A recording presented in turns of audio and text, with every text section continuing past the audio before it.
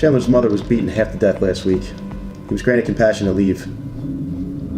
Before he left for Saudi Arabia, someone gave him $250,000. They told him if he delivered it to an address in Los Angeles, they wouldn't finish the job on his mother. He was an easy target. Only child. So this is not just about another dead Marine.